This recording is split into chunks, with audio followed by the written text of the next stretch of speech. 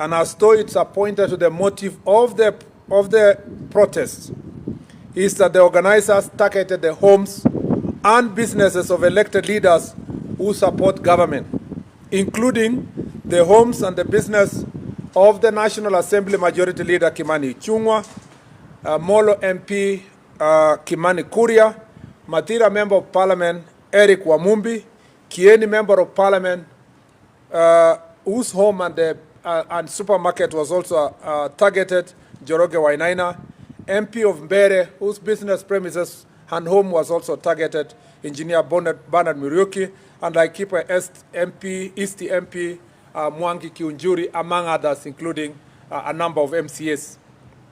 This was not just violence.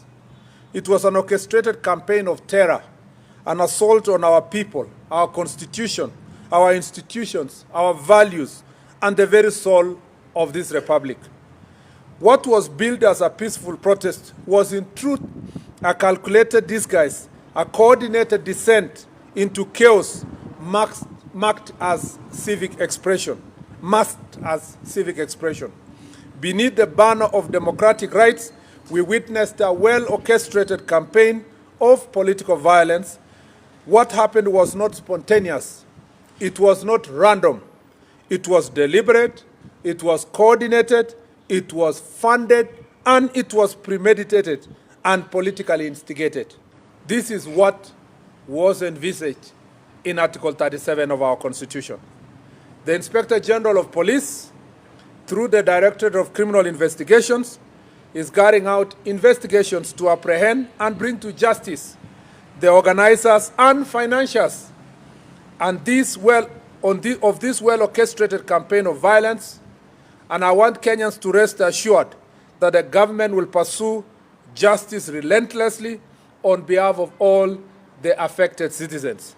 No person will be spared regardless of their political or financial status.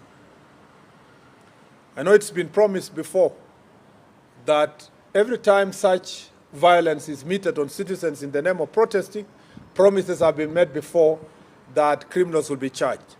I want to say, for avoidance of doubt, that the Inspector General of Police will follow the Constitution to the letter, and all these criminals will be arrested and investigated. I must say that sitting here in the command center yesterday, I managed to see some of those videos and cameras that have picked some of these criminals. And I have no doubt that we have enough evidence to make sure that these looters, including the financiers, including the vehicles that were bringing money in the name of protest, giving money to protesters in different corners of Nairobi, especially in Mwindibungu Street. I believe that those criminals will be arrested, they will be charged. Those who stole guns from Dagoretti police station, and those who torched police stations and people's houses, people's businesses, looted them. We are going to have to do a very massive mop-up so that we can be able to arrest them. But it is important to note that the wheels of justice don't only depend on the police. It's also important for us to appreciate that the judiciary have a very important responsibility to protect the citizens of this republic. More often than not, every time this situation happens, either these protesters are given very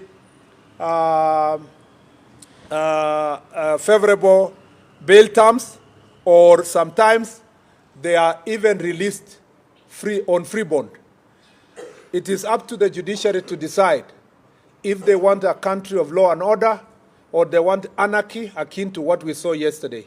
And as I said in my statement, recently, a section of church leaders and a section of diplomats went public and asked the Inspector General of Police not to stop anyone who wanted to come to town to protest. It is now clear that there was no protest, it was chaos, anarchy. Parliament was being targeted and State House was being targeted.